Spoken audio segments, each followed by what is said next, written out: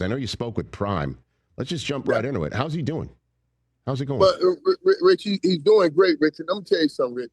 You know, man, that was one of the most difficult interviews I've ever done because I knew that Deion. I knew he had cancer. He called me up and told me right away. And then I was actually carrying the burden of knowing, and wouldn't say anything to anybody because of the guy. Now, I know he didn't even tell some of his family members. And you know, Rich, let me tell you what hurts me so much. And I, you know, I've been around a long time. I know I got to try to detach when I'm doing an interview.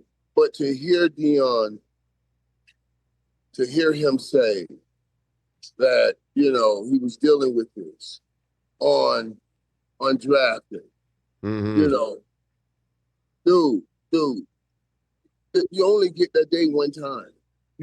You worked 20, 25 years with your kids to get them to this one place. And my heart just broke on it because think about this. Him and Stu always go back and forth talking about, you know, I want to get drafted in a higher spot than my dad. And everybody be better projected number 2, but he would have been a higher spot. Deion, I see Deion as such a great man. He took his greatest pain and turned it into his greatest promise. He didn't have a father. He becomes a father for all of these kids. But his kids, on draft day, he's sitting there with cancer, not telling anyone, worrying about dying, not saying anything to anyone. And just if I can have this great day for my son, it could lift my spirits. And then we know what happened on draft day. I can't even imagine. You put that's 20, 25 years of work for that one day, all gone. And everybody's probably sitting around saying, man, he's sitting on top of the world. He's got a new contract. His son about to get drafted. Man, it's amazing. But as great as that mess was, the pain and everything he's going through, look at the message that comes out of it. No doubt. He talks about motivation and inspiration all the time. That's his talk. God displayed his walk right before everybody. His walk lined up to what he's always talked about. I thought, you know, it broke my heart, but the way it all played out, really, in the end, I believe he wins. Well, I mean, the thing that struck me about his press conference the other day, Irv, was, you know, him getting the message out that people need to get checked out, right?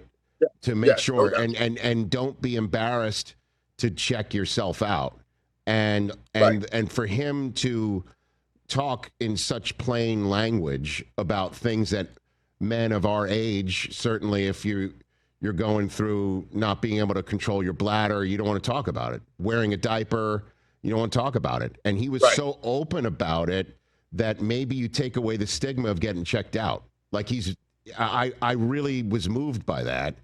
And, you know, and I don't know, will there be like facilities on the sideline for him, you know, on opening day for the Buffaloes, right? And this is what he's going to be dealing with, obviously, but he's going to be out there coaching with Sapp and Falk, our guys. You know, I was so moved by the whole thing, Irv. Yeah, and Rich, you're right, Rich, especially men our age, a lot of guys. I'm dealing with, I promise you, all of my friends. All of them. It seems like everybody around me, all of my close friends, have gotten some kind of cancer. And it's scary because, you know, you be thinking batters up, get in the batter's box, you know, batters up, that kind of thing. And it bothers you and it scares you. So yeah, it's something to worry about all the time, to be honest with you. And when you got it. But I guarantee you this, Rich, what you just said, I guarantee you Deion does something like that. I've always said, no matter where he set his feet in the sand, he leaves a footprint of greatness. That means he leaves his mark.